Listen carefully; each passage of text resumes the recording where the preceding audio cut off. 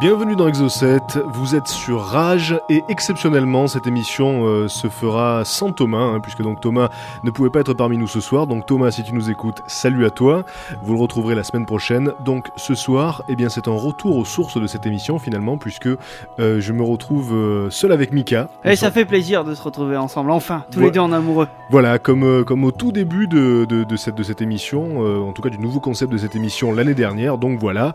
Ce soir, on va parler de psychologie. Alors, si vous écoutiez Exo7 la saison dernière, vous avez peut-être entendu cette émission dans laquelle on a évoqué certains phénomènes psychologiques plutôt bizarres. On avait parlé notamment de l'expérience de Milgram. Alors, donc je fais un petit rappel pour ceux qui n'auraient pas forcément écouté. L'expérience de Milgram, c'était une expérience dans laquelle un chercheur avait demandé à des étudiants, à des cobayes tout simplement, d'électrocuter volontairement un autre cobaye. Et ce que ces cobayes ne savaient pas, c'est que celui qui se faisait électrocuter était un acteur, donc payé, pour faire semblant d'avoir mal. Et donc l'expérience, c'était que l'étudiant testé, donc c'était lui le véritable cobaye de l'expérience, devait poser des questions à celui qui était relié à des électrodes, et à chaque fois que cette victime malheureuse échouait dans la réponse, elle recevait une décharge. Et donc l'expérience de Milgram, son but c'était de voir jusqu'à où est-ce que l'autorité de l'uniforme tout simplement peut mener les hommes. Et là en l'occurrence, les scientifiques qui demandaient aux cobayes, aux étudiants d'électrocuter ces pauvres victimes, eh bien ça allait très loin, puisque parfois même il y avait des évanouissements, donc simulés encore une fois par les acteurs, et les étudiants continuaient à envoyer des décharges électriques sur la demande des scientifiques. Et donc voilà, le constat de cette malheureuse expérience, c'est qu'effectivement, eh bien on peut faire beaucoup de choses sans réfléchir si ça nous est demandé par une instance supérieure, ou simplement par quelqu'un qui a les uniformes ou les apparats d'une instance supérieure.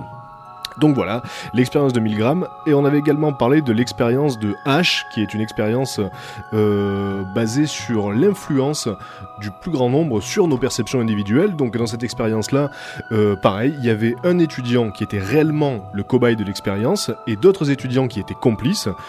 Tout ce petit monde-là était dans une pièce. Tranquille. Dans cette pièce, un tableau, et sur ce tableau, plusieurs lignes. Donc il y avait une ligne A qui avait une certaine longueur, une ligne B qui était plus courte que cette première ligne, et une ligne C qui était plus longue. Et l'expérimentateur demandait donc aux étudiants de dire si la ligne B était plus courte ou égale à la ligne A. Donc bien qu'elle était manifestement et très clairement plus courte, les étudiants complices disaient qu'elle faisait la même taille, et donc l'étudiant qui était réellement testé finissait dans 60% des cas à se rallier à l'opinion du plus grand nombre, donc quitte à aller contre ses propres perceptions. Ou alors peut-être qu'il était vraiment nul. Alors oui, ça peut-être que oui, il y en avait certains cas qui étaient myopes, mais donc dans la plupart des cas, il y avait donc des preuves que l'influence du groupe est très forte sur les perceptions individuelles. Et puis il y en avait certains qui étaient tellement convaincus effectivement que la ligne par exemple était aussi longue que la ligne A, quand on leur disait qu'en fait c'était faux, que c'était un canular, mais ils refusaient de le croire au premier abord. On mesure. Voilà, ils s'étaient vraiment persuadés qu'effectivement c'était la réalité, que le plus grand nombre avait réussi à percevoir. Donc voilà, c'est quand même assez étonnant et inquiétant en ce qui concerne donc la psychologie humaine. Et donc ce soir, on va s'attaquer à d'autres phénomènes comme cela, et notamment un des phénomènes psychologiques les plus importants, les plus connus de la psychologie sociale, c'est la dissonance cognitive. Et vous allez voir, messieurs dames, que ce phénomène explique beaucoup de comportements, beaucoup d'attitudes chez nos semblables humains. J'adore quand tu annonces un sujet en souriant, ça veut dire qu'il va être très très bien. Oui, parce que vous allez voir qu'on s'y reconnaît tous dans cette histoire de dissonance cognitive et qu'on peut l'appliquer à beaucoup de choses, et que ça permet de comprendre beaucoup de comportements étranges. Alors, cette théorie a été élaborée dans les années 50 par un chercheur qui s'appelait Léon Festinger, un chercheur américain, et l'idée de cette théorie, c'est qu'on a besoin d'entretenir des relations équilibrées entre ce qu'on pense et ce qu'on fait. Voilà, à tout prix. On essaye d'éliminer le plus possible toutes les cognitions contradictoires. Alors, qu'est-ce qu'une cognition ? C'est un terme scientifique pour parler d'idées, d'opinions, de comportements. Donc voilà, on essaie d'éliminer toutes les idées contradictoires. Et par exemple, si je suis écologiste, je ne jette pas de piles à la poubelle. Voilà. Parce que si je le fais, il y a un état de tension psychologique assez désagréable qui s'empare de moi, une dissonance donc entre l'attitude écologique que je devrais avoir et mon comportement. Donc il y a une dissonance, comme en musique, hein, soit les notes sont en harmonie, donc là en l'occurrence ça voudrait dire que mes actes sont en harmonie avec ce que je pense, soit il y a une dissonance, et là c'est le cas.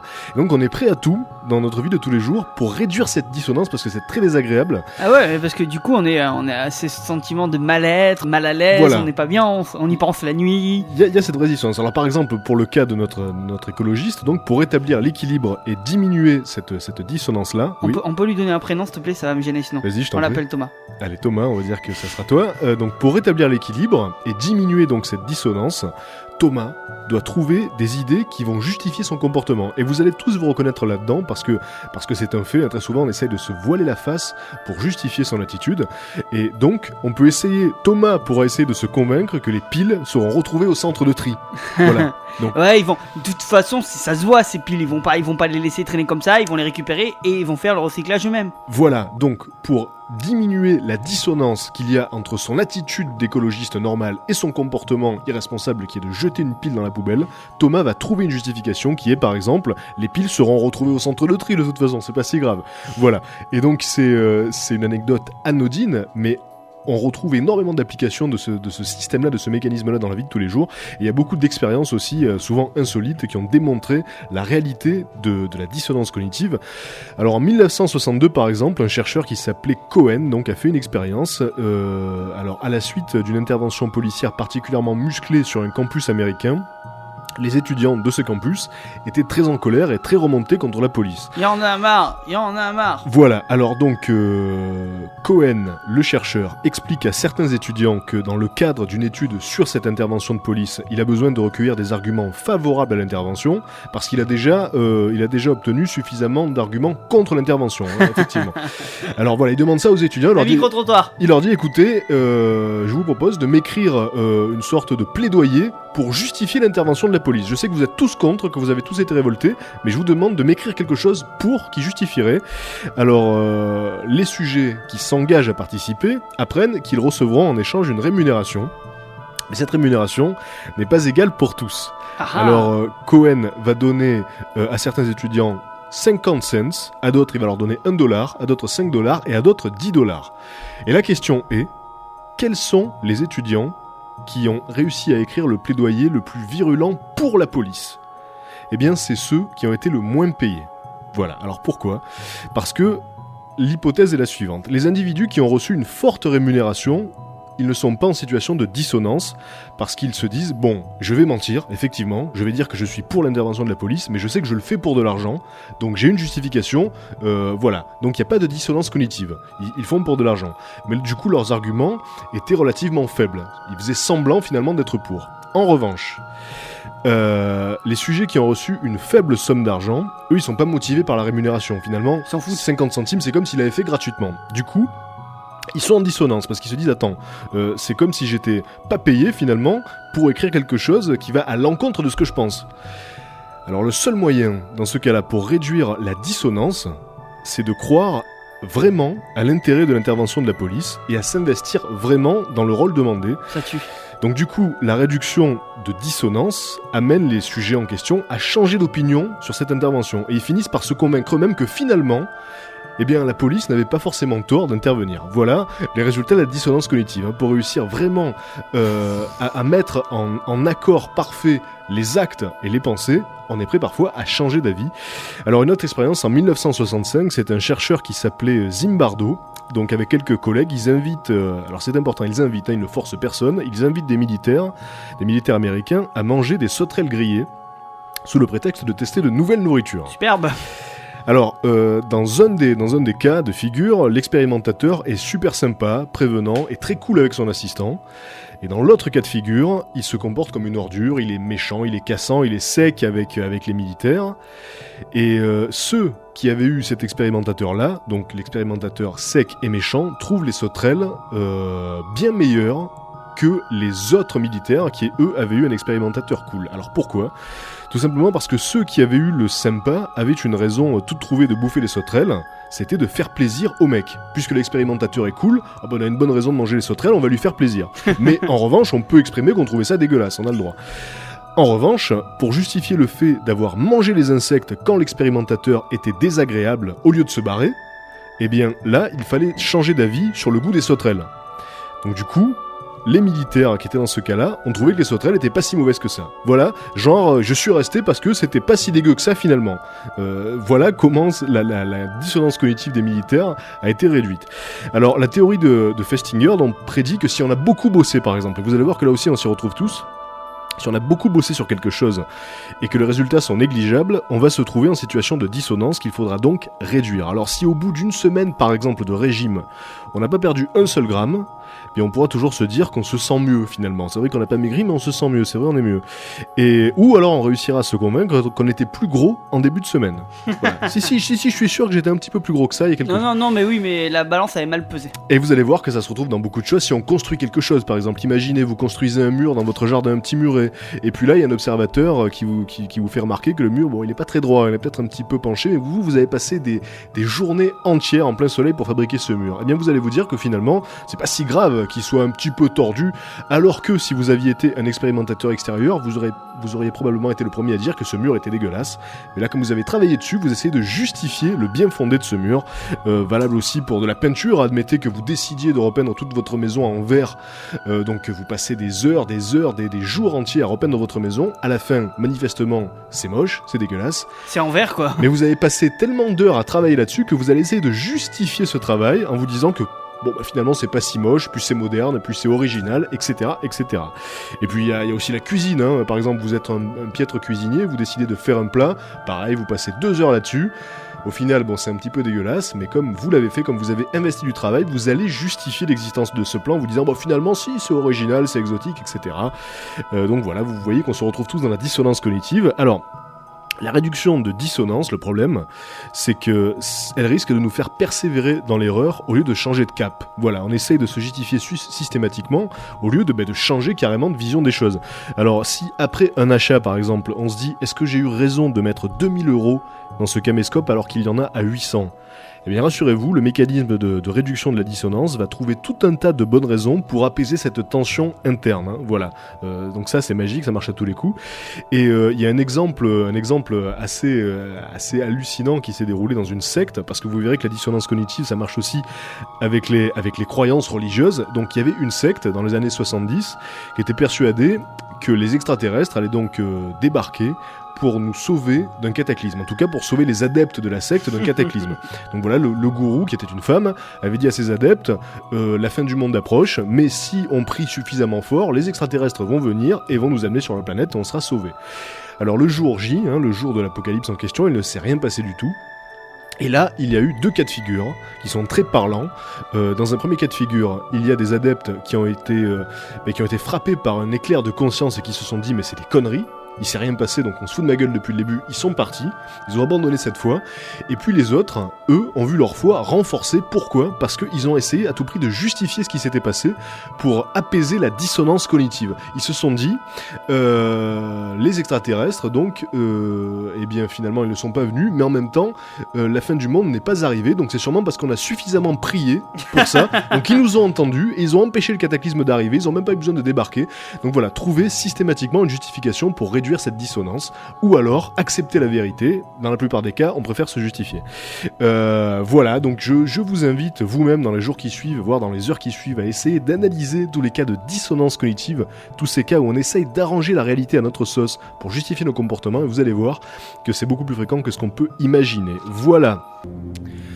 Toujours dans Exo7, ce soir on parle de psychologie, si vous nous rejoignez à l'instant. Donc dans la première partie de l'émission, on parlait de la dissonance cognitive. C'est donc ce phénomène psychologique qui fait qu'on essaye systématiquement de justifier nos actes pour qu'il y ait un équilibre, une harmonie entre ce qu'on pense et ce qu'on fait. Voilà. Donc c'est un phénomène très très très fréquent et qu'on peut appliquer à beaucoup de domaines de l'activité humaine. Alors le deuxième phénomène psychologique dont je vais vous parler à présent, c'est le phénomène dit de Baader-Meinhof. Voilà, c'est un nom un petit peu barbare. Mais... il vaut mieux pas l'avoir ce phénomène, parce que pour expliquer, j'ai le phénomène de Baader-Meinhof. Vous allez voir qu'on l'a tous, le phénomène de Baader-Meinhof, sous ce nom barbare se cache en fait, un phénomène qu'on peut croiser tous les jours. Alors c'est quand on entend finalement un nom, un mot, une idée, et que peu après on tombe sur le même nom, le même mot, la même idée, voilà. Parfois de façon répétée. Alors c'est quand on se dit, ah ben c'est fou, justement j'en ai entendu parler hier, c'est dingue, incroyable. Écoute, j'ai un truc à dire là-dessus. Voilà, c'est systématique. Alors c'est un phénomène proche du phénomène de synchronicité, hein, quand on vit une coïncidence par exemple qu'on croit être forcément un signe. Par exemple on pense à quelqu'un, le téléphone sonne à ce moment-là, etc. Ça c'est un signe, ça m'est arrivé ça déjà, et ça voulait dire qu'on allait faire des grandes choses ensemble. Alors en général on est sidéré quand ça nous arrive et on peut pas s'empêcher de penser qu'il y a un sens à tout ça. Alors le phénomène de Bader-Meinhof, c'est vrai que très fréquemment par exemple on est en train de taper quelque chose, d'écrire quelque chose et puis tout à coup on entend le mot. Tu sais, tu es en train de taper, mais même parfois c'est des mots assez tendus, hein. Tu es en train de taper, je sais pas, circoncision, c'est le premier mot qui me vient à l'esprit, et puis hop, tu l'entends dans l'assistance. Tu dis, mais c'est fou, incroyable. Circoncision. Voilà, des phénomènes comme ça très très fréquents, ou alors vous entendez parler d'un sujet pour la première fois de votre vie, d'un thème, d'une œuvre. Non, c'est fou. Et dans les jeux, oui. Mais non, c'est pareil avec les voitures par exemple. On voit une voiture, genre une marque de voiture française verte, et on la voit une fois, on fait ah tiens elle est jolie celle-là, et après t'es sûr que dans les jours qui suivent tu la vois 10 fois la voiture. Un bel exemple de phénomène Bader-Meinhof, absolument. Donc voilà, vous entendez parler pour la première fois, je vous dis, d'une œuvre, d'un film ou de quoi que ce soit, et dans la semaine vous allez en entendre parler d'un coup 4-5 fois. Je dis mais c'est pas possible, il y a un signe, le destin veut que il était sur ma route. Voilà, le destin veut absolument que je vois ce film ou que je rencontre cette personne, etc. Alors la science a beau répéter que dans un monde aussi complexe que le nôtre, aussi riche que le nôtre, il est normal que des coïncidences même incroyables arrivent. On n'est pas satisfait par cette explication puisque nos observations du phénomène sont trop fréquentes pour qu'on puisse se contenter de ça. Bah oui. C'est vrai que ça nous arrive très souvent. C'est pas scientifique ça, il y a quelque chose qui se cache en dessous. Alors, il y a quelqu'un qui essaye de rentrer en contact avec moi. Ça s'explique comment cette histoire-là ? Ça s'explique par le fait qu'une des aptitudes les plus développées de notre cerveau, c'est de repérer des modèles, des motifs données et d'isoler des petits bouts d'informations qui forment du sens. Alors, par exemple, toi, t'es mon modèle. Si on vous expose, alors tu vas voir le truc, si on vous expose par exemple un ensemble de tâches aléatoires sur une feuille, eh bien il y a de fortes chances que vous réussissiez à isoler un visage ou le visage du Christ, comme beaucoup le font sur les chips ou les pommes de terre, etc., ou les tâches d'humidité. Croque-monsieur. Selon votre culture, voilà, la Vierge, Bouddha, etc., ou un visage d'une façon générale, parce que un visage humain peut se composer au minimum de 2 points pour les yeux, 1 pour la bouche, donc on a très vite fait de voir un visage dans absolument tout et n'importe quoi, la moindre tâche aléatoire. Et 1 point pour le nez. Éventuellement. Mais on peut se contenter de 2 yeux et d'une bouche. Et donc voilà pourquoi on peut repérer très facilement cette séquence d'informations, même au milieu d'un ensemble assez chaotique. Et c'est pareil pour les informations. Voilà. Là, je parlais donc de données visuelles, mais c'est pareil pour les mots qu'on peut entendre.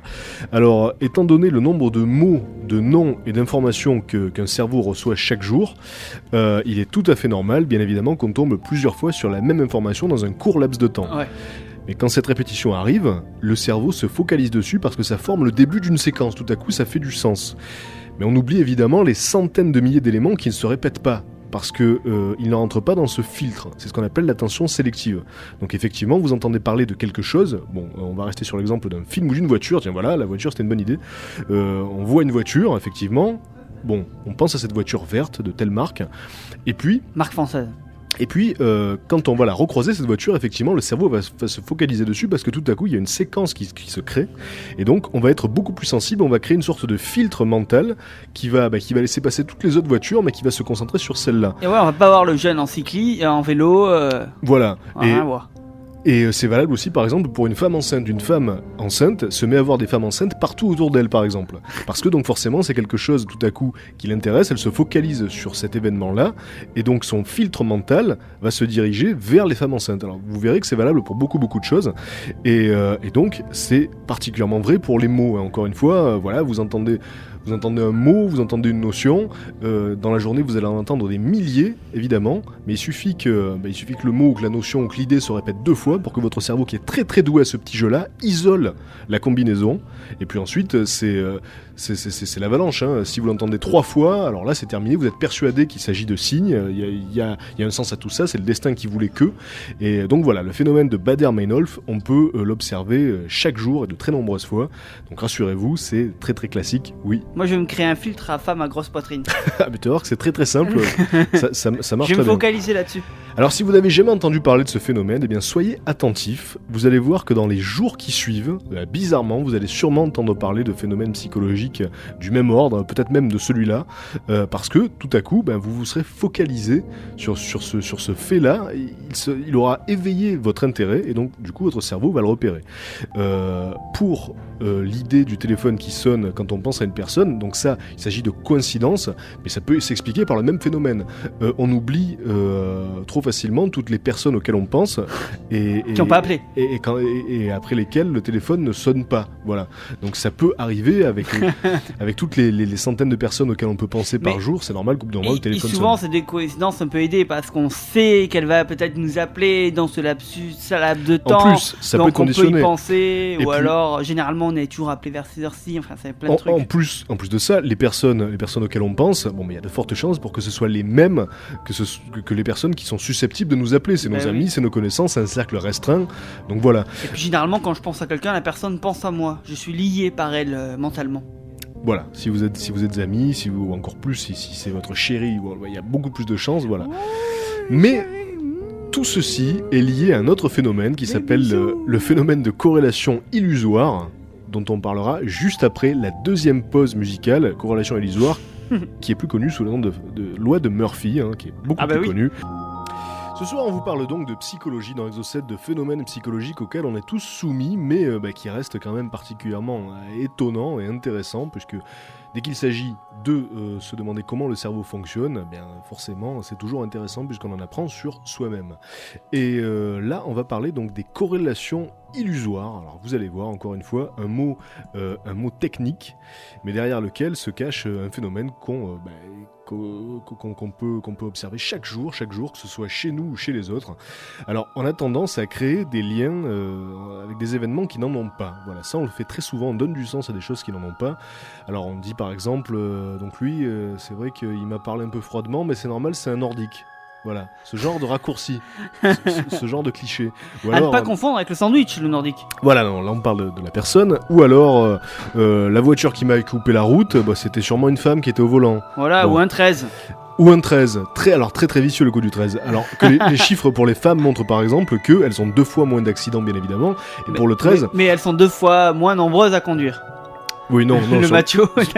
Sûrement pas. Et donc, oui. Alors, oui, toi tu dis le 13, moi j'entendais parler du 30. Bon, j'imagine oui, mais il y a toujours quelqu'un. Voilà, j'imagine que c'est le genre de légende. C'est un 75. Voilà, on peut observer ce genre de légende dans toute la France et même dans le monde entier. J'imagine, il y a des départements qui sont stigmatisés. On dit tel numéro, ils savent pas conduire. Et effectivement, quand on est confronté à un chauffard qui est immatriculé dans le numéro en question, on se dit « Ah, mais normal !»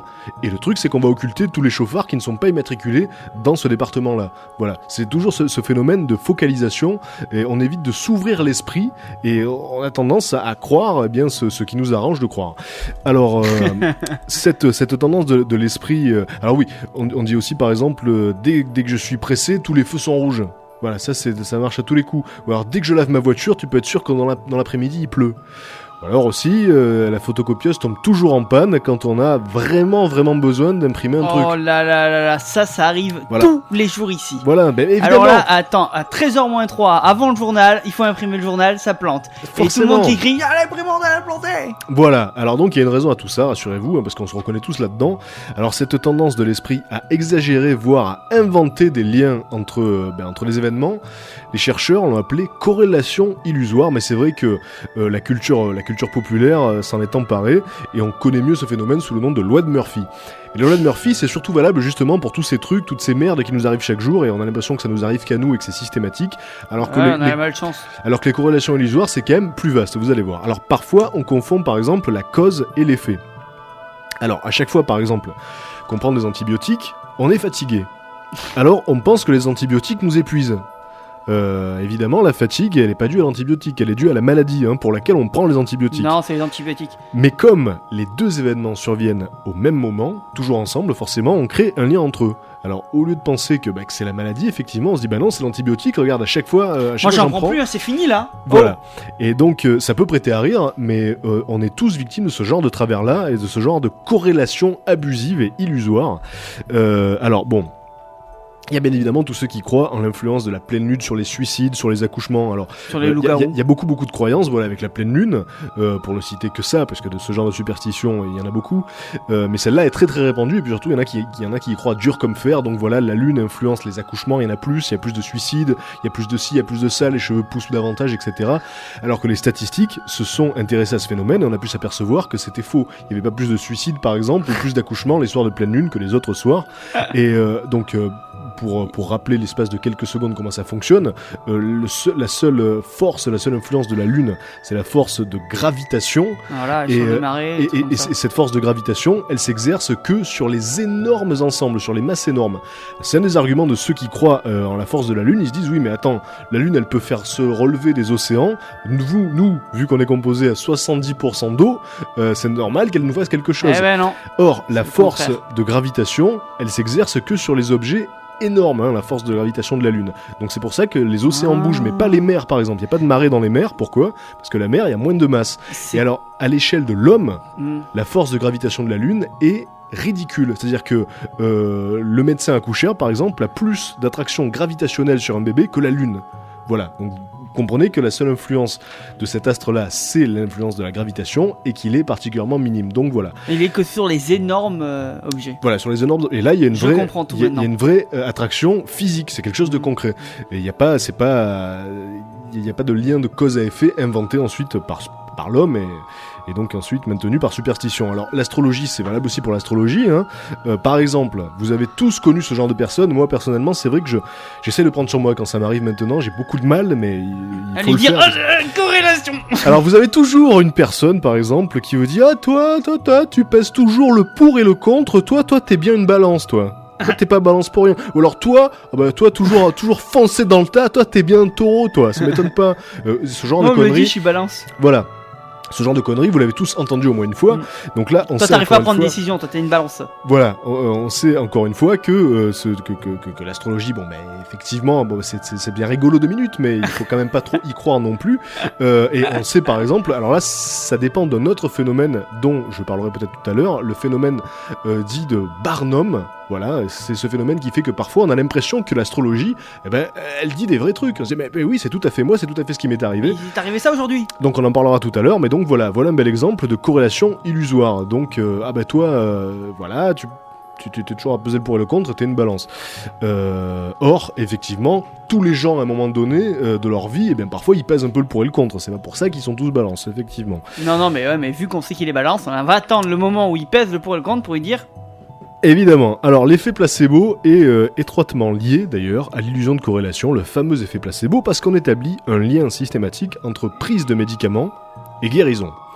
Alors on peut donc se sentir réellement mieux, ça on le sait, après la prise d'un faux médicament, c'est le fameux effet placebo, et il y a eu des expériences par exemple menées sur des groupes dans lesquels certains croyaient avoir bu de l'alcool, et d'autres n'avaient bu que de l'eau. Et bien à l'issue du test, ceux qui croyaient avoir bu de l'alcool, donc en fait c'était de la limonade avec un petit élément en plus qui donnait ce goût. Ils étaient ivres. Ceux qui croyaient avoir bu de l'alcool étaient beaucoup plus agressifs et dans un état proche de l'ivresse. Et on connaît tous ce genre d'histoire où un gamin naïf s'est fait refiler de la terre par un pseudo-dealer qui lui prétendait lui vendre du shit ou ce genre de truc. On a tous entendu ce genre d'histoire. Et dans la plupart des cas, le gamin naïf en question qui croyait acheter du shit et qui a acheté de la terre dit « Oh bah oui, j'étais défoncé, c'était trop fort ». On a tous entendu ce genre d'histoire. Des gens qui croient avoir pris une drogue qui en fait n'en était pas et qui ont ressenti les effets. Moi je connais pas des gens qui prennent de la drogue, Patrick. Non mais c'est le genre d'histoire qu'on a tous entendu. Moi ça m'est arrivé avec des bonbons. Des bonbons, voilà, ça peut arriver aussi. Donc l'effet placebo, donc c'est l'influence qu'on accorde à des éléments chimiques qui n'en ont pas. Eh bien, elle dépend aussi de cette illusion de corrélation. On établit un lien entre les deux, donc on est persuadé que ça va marcher, que ça va faire quelque chose. Alors, si vous roulez, encore un exemple, si vous roulez sur une petite route et que votre pneu éclate, il y a plusieurs solutions. Vous vous dites, ça arrive en moyenne une fois tous les 60 000 km, je suis donc dans les normes, tout est normal. Ça c'est Patrick. Soit vous vous dites, ça m'étonne pas, j'ai croisé un chat noir, j'ai marché sous une échelle, j'ai ouvert un parapluie dans une maison, etc., etc. Donc il fallait que ça m'arrive. Ça, c'est Thomas. Voilà, donc puisqu'on a décidé que Thomas serait l'exemple mauvais s'il nous écoute ce soir, il va être triste. Alors, dans ce dernier cas, eh bien, vous établissez un lien entre des événements qui n'en ont pas. Puisque des superstitions sont créées par les hommes, et vous pouvez vous-même très bien créer une superstition, et vous verrez que ça marche. Imaginez par exemple que, je ne sais pas, si vous laissez un de vos lacets défaits, imaginez qu'il va vous arriver des merdes toute la journée. Et vous verrez que vous finirez par trouver un lien entre les deux éléments, parce qu'il arrive toujours des petits soucis dans une journée. Mais là, on aura tendance à les relier à un événement. Parce que notre cerveau aura créé donc un lien, ça revient à ce qu'on disait au début. J'ai pas pris mon petit déjeuner.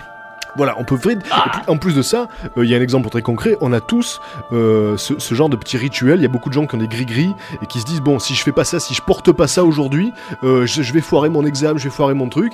Donc c'est des petites auto-superstitions qu'on fabrique tout seul. Et donc voilà, on en est dépendant. Alors que bien évidemment, le meilleur moyen pour se rendre compte que c'est bidon, c'est de s'apercevoir que pour les gens autour de nous, ça ne fonctionne pas. Qu'ils aient le petit gris-gris que vous avez confectionné ou pas, ils s'en sortent. Donc c'est bien la preuve que tout ça est lié à vos croyances. Moi, il faut toujours que je porte une enclume pour m'en sortir. Voilà, là, pour le coup, il peut vous arriver vraiment des bricoles, hein, parce que parfois ça peut peser surtout en piscine notamment. Alors... Si vous êtes crédule, vous pouvez aussi vous dire que vous avez mal agi quelque part et que vous avez été puni. Et dans ce cas-là, vous croyez à un autre phénomène qu'on appelle la justice du monde. Figurez-vous que c'est un phénomène psychologique que les chercheurs ont appelé comme ça, croire en la justice du monde, et on en parlera juste après. Et là, à présent, on va aborder un phénomène psychologique que les chercheurs ont appelé croyance en la justice du monde. Alors, certains croient que les gens méritent ce qui leur arrive et que les méchants sont punis, etc., etc. Ne pas rendre une personne responsable de ce qui lui arrive, ça revient à accepter l'idée angoissante que le monde est injuste et que d'innocentes victimes comme nous pourraient souffrir sans raison. Il le paiera de façon un jour ou l'autre. Alors afin de conserver cette impression de vivre dans un monde prévisible, on a tendance à penser que les gens qui subissent quelque chose de mal l'ont cherché. Et c'est vrai que bon, c'est un petit peu facile, de la même manière que... prévenu. De la même façon que les méchants ne sont pas systématiquement punis, loin de là. Alors en 75, un chercheur qui s'appelait Zuckerman appela des étudiants pour leur demander de faire la lecture à un aveugle toute une soirée. Alors... À ne pas confondre avec Zucchero. Voilà, donc la moitié des sujets avaient été contactés en dehors des périodes d'examen, quand ils avaient du temps libre. L'autre moitié avait été contactée en pleine période d'examen. Alors, les étudiants acceptaient bien plus souvent la demande, quand, à ton avis, en dehors des périodes d'examen ou pendant les examens ? En dehors des périodes d'examen. Parce qu'ils avaient du temps libre ? Bah oui. Eh bien, figurez-vous qu'ils acceptaient la demande pendant les examens bien plus souvent, alors qu'ils étaient débordés. Pourquoi ? Parce que, donc d'après Zuckerman, les étudiants se comportaient comme si le fait d'exécuter une bonne action pouvait influencer le sort en leur faveur pour les résultats. Il faut que je me libère. Inconsciemment, ils se disent, si je suis bon, peut-être que j'aurai des meilleurs résultats à l'examen. Alors, dans une autre expérience, une infirmière demandait à des malades de prêter leur montre à un patient qu'ils ne connaissaient pas. Alors, 3 catégories de malades étaient sollicitées. Les premiers, c'était ceux qui ne savaient pas s'ils allaient être opérés ou pas, donc ils n'avaient pas encore vu le chirurgien, ils étaient donc dans le doute. La deuxième catégorie de malades, c'est ceux qui savaient qu'ils allaient être opérés, et la troisième catégorie, c'est ceux qui avaient été opérés. Alors, ce sont bien évidemment les malades dans l'incertitude qui ont accepté le plus volontiers de prêter leur montre. Après, il y a ceux qui vont se faire opérer, parce que j'espère que ça va bien se passer. Et ceux qui ont été opérés, ils s'en foutaient en fait. Donc, comment ça ma montre ? Donc, ceux qui étaient dans l'incertitude se sont comportés comme si leurs actes pouvaient infléchir le sort positivement. Et donc ce filtre psychologique, on l'a tous plus ou moins inconsciemment finalement, et ça nous rend le monde plus supportable, et ça nous permet de tolérer davantage finalement les malheurs que subissent les autres. On se dit, bon il y a une justice là-dedans, il y a un ordre dans tout ça. Donc c'est quand même une belle illusion, hein. La vie de tous les jours nous le montre, il y a des innocents qui souffrent chaque jour, des enfants qui n'ont rien demandé, et puis... Arrête Patrick, arrête. Et puis il y a des gens vraiment gentils qui en chient, mais en même temps voilà, il faut quand même pas en tirer de conclusion trop générale, parce qu'on peut se dire alors dans ce cas-là, il y a plus qu'à se comporter comme un vrai connard. De toute façon, c'est vrai qu'il y a pas de conséquences, ce qui est vrai. Mais le truc, c'est que il faut pas établir de lien entre des éléments qui n'en ont pas. Par exemple, si vous agissez de manière honnête, gentille et agréable pour que demain il ne pleuve pas, vous pouvez être sûr que ça ne marchera pas. Parce qu'il n'y a pas de lien physique entre les deux éléments. En revanche, si vous voulez être sûr que les gens autour de vous vous aiment et donc vous aident en retour et soient gentils avec vous en retour, effectivement, il faut être quelqu'un de bon. Là, c'est évident parce qu'il y a un vrai lien direct. Alors, ce que je suis en train de dire là, c'est pas les gens qui se comportent de manière gentille et honnête se font enfler parce qu'il n'y a pas de justice. Non. Ce que je dis, c'est qu'il y a des éléments qui n'ont pas le lien entre eux. Donc voilà, vous pourrez être aussi gentil que vous voudrez, ça n'empêchera pas la terre de tourner ni la pluie de tomber. Mais par contre, il y a des conséquences directes à être quelqu'un de bon, effectivement, sur les gens. Ah, c'est pas parce qu'on est méchant qu'on se fait casser notre voiture, c'est juste parce qu'on se fait casser la voiture. Voilà. Effectivement, c'est vrai en plus d'ailleurs, c'est bien triste. Mais par contre, il peut y avoir un lien direct entre le fait d'être méchant et de se faire péter la voiture. Ouais. Si la personne qui vous pète la voiture, c'est celle avec qui vous avez été méchant. Voilà. Exactement. Évidemment. Faut être gentil de toute façon. Alors, juste vite fait, puisque quand même le temps passe finalement, je reviens sur le phénomène de Barnum. Tout à l'heure, on parlait d'astrologie. Alors, vous avez tous remarqué, même ceux qui ne croient pas en l'astrologie, par exemple, ou d'autres disciplines du style, numérologie, etc. La tarolotologie. Voilà, et beaucoup d'autres. Parfois, vous lisez un orthographe, non.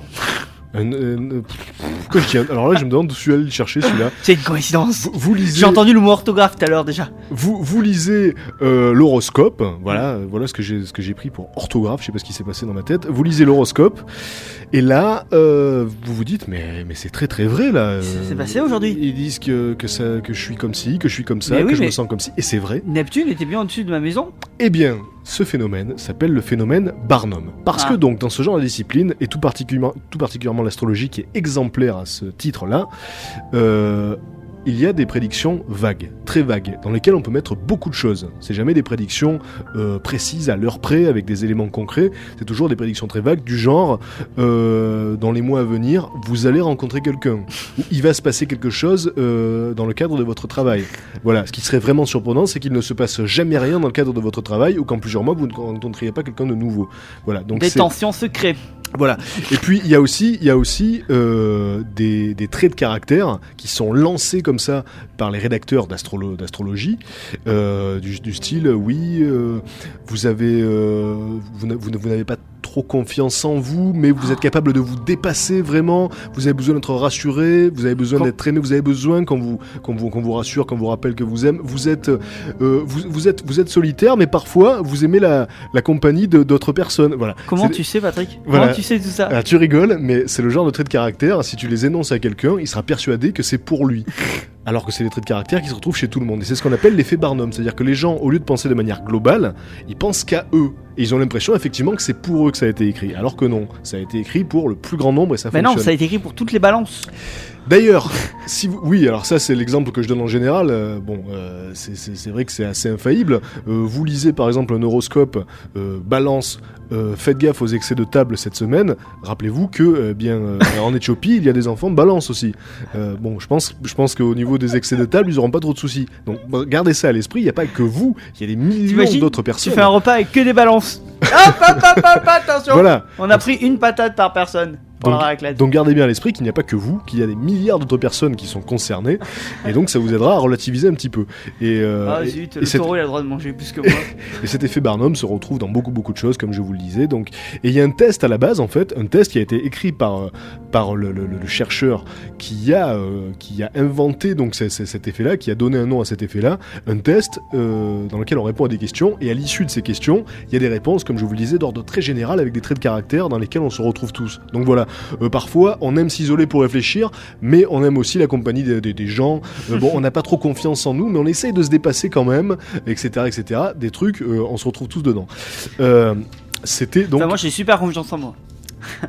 Oui, non, mais voilà. Et j'aime pas la solitude. Mais alors oui, t'as raison de le dire, parce que des fois, il y a des gens effectivement qui ne vont pas se retrouver dans certains traits de caractère, mais qui vont les occulter, qui vont se concentrer sur ce qui fonctionne. C'est ce qui est intéressant dans l'horoscope. Cœur. Mais oui, ça s'est passé. Voilà. Et donc vous allez vous concentrer toujours cette histoire de focalisation, au lieu de penser de manière globale, vous allez vous concentrer sur ce qui est vrai, sur ce qui colle, vous allez mettre de côté ce qui colle pas, parce que ça contredit votre vision de la chose à ce moment-là. Et moi j'ai toujours eu l'idée de, par exemple, de garder pendant, 3 mois le même horoscope, donc l'acheter tous les jours, le garder, et je suis sûr qu'il y a des trucs qui reviennent obligatoirement, ils doivent récupérer les trucs et les mettre. C'est évident. Cette fois-ci je les mets à la balance, bon celui-là je le garde, dans 2 mois je le mettrai au taureau. Si vous voulez faire un test, voilà, un test efficace et drôle, écoutez, vous prenez une personne qui croit en l'horoscope, parce qu'il faut un minimum quand même. Vous prenez une personne qui croit vraiment, qui est convaincue que c'est vrai, existe, etc. Ça existe, que les astres ont une influence sur notre vie, sur le fait que vous allez bouffer au resto dans la semaine, etc.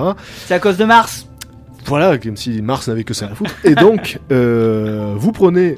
vous dites, je vais te lire ton horoscope. Ah bah oui, ça tombe bien, j'ai pas eu le temps de le faire aujourd'hui. Vous prenez un signe au hasard et vous verrez que ça concordera aussi bien que le véritable signe. Mais oui, ça m'est arrivé. Voilà, ça marche à tous les coups, donc c'est assez comique. Scorpion. C'était l'effet Barnum, et puis c'était en même temps le phénomène de croyance en la justice du monde. Donc vous l'avez vu, il faut pas accorder de lien entre les événements qui n'en ont pas, mais parfois il y a quand même des conséquences directes à nos actes, surtout envers les personnes. Donc soyez une bonne personne et vous serez assuré qu'autour de vous, les gens seront plutôt enclins à être cool, c'est une évidence. Si vous êtes une balance et que vous êtes méchant, voilà, pas de chance. Mais il n'y aura pas d'influence sur le temps, ni sur votre santé, ni sur vos rentrées d'argent. Voilà, donc il faut essayer de penser global et de vous demander à chaque instant, est-ce que c'est la réalité ou est-ce que c'est une vision de la réalité ? Je pense que c'est une vision décalée. Une vision décalée. On marque une troisième pause musicale avant de passer aux infos bizarres de la semaine, tout ce qui s'est passé d'étrange à la surface de la planète. Restez sur Rage. Voilà, on aborde la dernière partie de cette émission qui était consacrée aujourd'hui à la psychologie, aux phénomènes psychologiques auxquels on est tous confrontés mais qui sont toujours intéressants à étudier. Donc je rappelle que Thomas n'était pas là parmi nous ce soir, c'est bien triste. Donc si tu nous écoutes Thomas, à la semaine prochaine.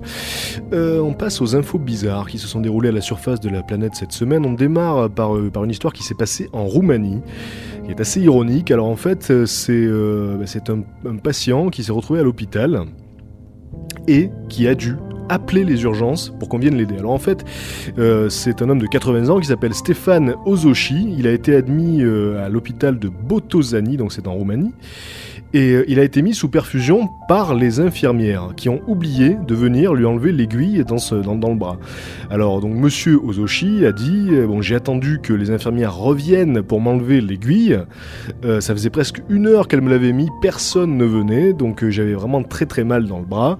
J'ai essayé de l'enlever moi-même, j'y suis pas arrivé. J'ai commencé à hurler, à pleurer, à faire tout ce que je pouvais. Finalement, j'ai appelé les secours sur le téléphone. Il a appelé les secours sur le téléphone, qui croyaient à une blague au départ, puis qui sont venus, parce que donc les infirmières n'étaient pas là. Donc évidemment... Est-ce qu'ils avaient mis le pimpon je sais pas, mais c'est quand même assez énorme ici, mais évidemment les infirmières, j'imagine, j'espère en tout cas, vont être blâmées. Donc voilà. Fouetté. On passe par Londres. Alors c'est un docteur, vous allez voir, un docteur... Avec des aiguilles de pain. Un docteur dont on se demande où est-ce qu'il a chopé son diplôme. Donc un docteur de planning familial à Londres, dans une clinique, qui a expliqué à une de ses patientes qu'elle avait besoin d'un exorcisme parce qu'il y avait quelque chose de sinistre qui bougeait dans son estomac. Alors ce docteur, entre guillemets, s'appelle Joyce Pratt, elle a 44 ans, et donc elle a carrément balancé à sa pauvre patiente qui était venue là pour avoir des conseils sur les contraceptifs à la base. Donc elle lui a carrément dit qu'elle était sûrement possédée par un esprit maléfique et qu'elle avait besoin d'aide religieuse plutôt que médicale. Elle lui a donné des croix et des gris-gris pour repousser la magie noire, qu'elle est en train de subir. Et alors là, le bouquet, c'est qu'elle lui a dit que sa mère était une sorcière et que donc sa mère et son mari étaient en train d'essayer de la tuer. Donc il fallait absolument qu'elle aille voir un prêtre catholique à la cathédrale de Westminster parce que ça pouvait pas aller. Alors évidemment la patiente, sûrement. Alors la patiente qui s'appelle Mrs K, puisque forcément son nom n'a pas été dévoilé. Eh bien, elle a dit qu'elle avait été évidemment très choquée, très intimidée, très secouée par ces révélations. Et tout de suite, un comité comme ça d'éthique et puis un conseil finalement de l'ordre des médecins s'est réuni pour savoir si cette femme devait continuer à exercer ou pas. Elle ne s'est pas présentée pour l'instant, donc voilà, on vous en dira peut-être plus la semaine prochaine. En tout cas, ça fait peur, ça nous rappelle ce juge qui demandait son avis au petit lutin invisible pour délibérer. J'en parle tout le temps. Donc voilà. Alors ensuite, on a un retraité. Un retraité, ça se passe en Allemagne, qui a causé pas moins de 9 crashs distincts, 9 crashs de voiture sur une autoroute, après avoir exécuté rien de moins qu'un demi-tour sur l'autoroute. Ah, c'est courant, c'est trop courant. C'est très mauvais pour la santé. Alors cette femme s'appelle Ingrid Schopenhauer, elle a 76 ans, et elle a expliqué très calmement aux officiers qu'elle essayait d'aller dans la ville bavaroise de Bayreuth, et donc elle a pris un mauvais virage, elle s'est retrouvée sur l'autoroute A9 qui allait vers Berlin, et puis donc là elle s'est dit qu'elle allait faire un demi-tour pour reprendre la bonne sortie, et elle l'a fait. Donc évidemment les voitures arrivaient à fond dans l'autre sens, et elle a provoqué 9 crashs de voitures. Par miracle, personne n'a été gravement blessé, heureusement, mais bien évidemment cette vieille dame a vu son permis retiré, c'est quand même la moindre des choses. Bien sûr, et puis là, plus jamais elle conduit, selon moi, il faut. C'est clair, parce que là ça fait peur. Déjà, je sais pas pourquoi on en donne aux femmes, enfin... Bon, alors ça, moi je me désolidarise totalement de ce genre de déclaration. Alors toujours à Berlin, une jeune femme qui menaçait de se jeter du toit d'un bâtiment administratif en Allemagne, et donc elle a provoqué carrément une bataille de rue, une bataille de masse. Alors pourquoi ? Alors tout simplement, elle était là en train de se menacer, de menacer. J'ai sauté ! Mais en fait, elle était très haut. Il faut savoir qu'elle était à 70 mètres, donc on l'entendait pas. Mais voilà déjà. Et puis donc voilà, ça faisait 1 heure qu'elle était là. J'avance pas, j'y vais pas. Et donc les spectateurs, certains spectateurs en tout cas, ont commencé à l'encourager à sauter. Non ! Donc notamment un groupe d'adolescents, donc voilà, une bande de jeunes cons, je pense qu'on peut le dire comme ça, qui commençaient à l'encourager, allez, saute, etc. Et là vous allez voir, vous allez voir, c'est très mignon. C'est un groupe de SDF qui ont pris la défense de la jeune fille et qui ont commencé à engueuler les ados en leur disant mais arrêtez de dire ça, donc pour protéger la jeune fille. Et ils ont commencé à se battre, donc les SDF gentils et les méchants ados, ils se sont battus, une grosse baston qui a donc impliqué pas moins de 40 personnes quand même. Et pendant ce temps-là, ça c'est plutôt cool, la police a réussi à ramener la jeune fille à l'intérieur de l'immeuble, ça c'est quand même bien vu. Et donc du coup elle a pas sauté, et ça a duré 3h30 l'histoire, hein, du moment où elle s'est pointée sur le toit, où il y a eu la baston, où elle a été sauvée, pendant 3h30. Et bon, comme je vous le disais, elle était suspendue à 70 mètres, donc elle a sûrement pas entendu ce qui se passait ni capté qu'il y avait une baston pour elle. En tout cas, tout est bien qui finit bien, puisqu'elle s'en est sortie. Et est-ce qu'elle s'est fait sauter après? Non. Par les SDF, non. Là, c'est vraiment glauque. C'est horrible. Et d'ailleurs, je propose de marquer une petite pause, au milieu des infos insolites, pour digérer tout ça quand même. Et nous voici de retour pour cette dernière partie d'Exo7 qui ce soir était, je vous le rappelle, consacrée à la psychologie. Donc si vous avez raté la psychologie, mais attention, pas la psychologie de bazar, la psychologie intéressante des phénomènes. Attends, c'était pas le marché là-haut. Des phénomènes vraiment intéressant et troublant sur notre personnalité pour mieux comprendre vos contemporains. Et donc si vous avez raté cette émission, chers amis, je vous rappelle que vous pouvez l'écouter sur le podcast de Rage, rage.fr, ou en rediffusion. Si vous nous écoutez vendredi soir, vous êtes en direct, donc la rediff c'est mardi à 9h10, et si vous nous les écoutez mardi, eh bien bonne journée, c'était la rediff. Ce soir il y a Vision Décalée. Contemporain, ça fait aussi contemporain. Contemporain, c'est vrai. Ça tue. C'est rigolo comme mot. Voilà. Donc à cause de cette phrase, personne n'écoutera Vision Décalée. On passe donc aux dernières infos insolites. Alors, une première qui se passe au Brésil. Donc, c'est un Brésilien qui a admis qu'il était accro, vous allez voir, c'est très spécial, aux enterrements, tout simplement. Il m'en faut un. Alors, il s'appelle Luis Quarizzi, il a 42 ans. Il est de Batatais, donc voilà, c'est une ville au Brésil. Et il a assisté à tous les enterrements de sa ville depuis 20 ans. Il a même démissionné de son job pour pouvoir nourrir cette addiction, cette passion carrément. Et donc ce qui a provoqué ce truc-là, c'était selon lui, c'est la mort de son père en 1983. Et la première chose qu'il fait chaque matin, c'est allumer la radio pour savoir si quelqu'un est mort, tout simplement. Et s'il n'entend pas de nouvelles à la radio, il appelle les hôpitaux et carrément les pompes funèbres du coin pour savoir s'il y a des morts dans la journée ou quoi. Donc le porte-parole d'une des maisons funéraires de la ville a dit: on veut pas qu'il se fasse traiter, on veut pas qu'il parte en thérapie, parce que tout le monde espère le voir maintenant aux enterrements à chaque fois, c'est devenu une figure locale, c'est devenu une célébrité. J'espère qu'il viendra à mon enterrement. Voilà, c'est carrément ça. Et donc s'il arrêtait de venir, il manquerait à tout le monde. Donc voilà, on veut pas qu'il arrête.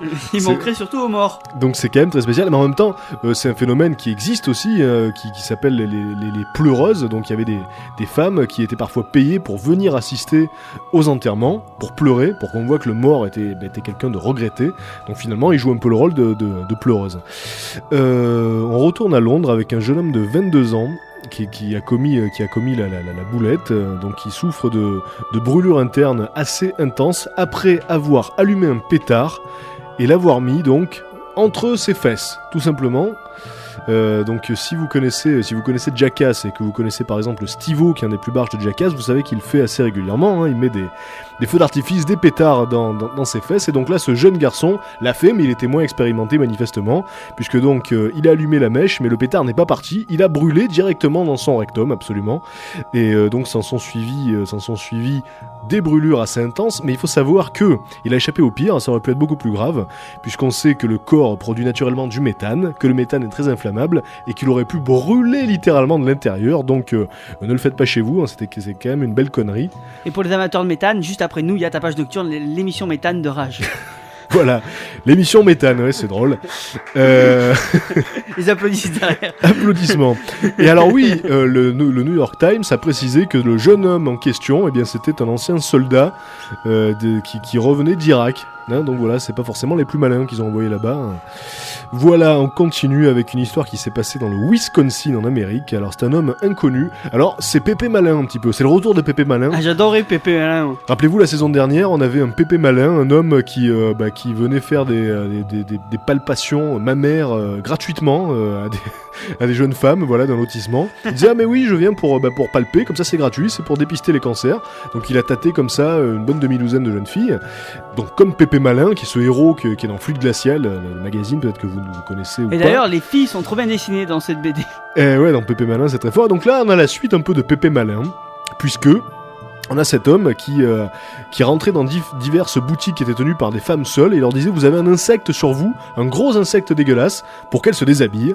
Et donc ça a marché sur plusieurs personnes. Il y en a une jeune fille qui témoigne, qui dit, il est venu, il m'a dit, vous avez un insecte là, et puis là il m'a tiré le pantalon vers le bas, il me l'a enlevé et il est parti. Donc elle était un peu déboussolée. Il a fait ça dans pas moins de 7 magasins différents. La police le traque toujours. Donc Pépé Malin, sur ce coup, il a fait fort puisqu'il a réussi à échapper à la police. En tout cas, voilà. Oui. C'est la fin. Ah, Mika, je me dis, il me fait des signes, qu'est-ce que c'est? Il essaie de me parler. Donc oui, effectivement, c'est la fin. On va vous laisser avec la suite des programmes de Rage. Si vous nous écoutez vendredi en direct, c'est Tapage Nocturne, effectivement, qui vous attend. Nous, on se retrouve la semaine prochaine. Thomas sera de retour. Restez sur Rage. Bye bye. Exocet. Le bizarre, l'inclassable, le décalé. Sur Rage.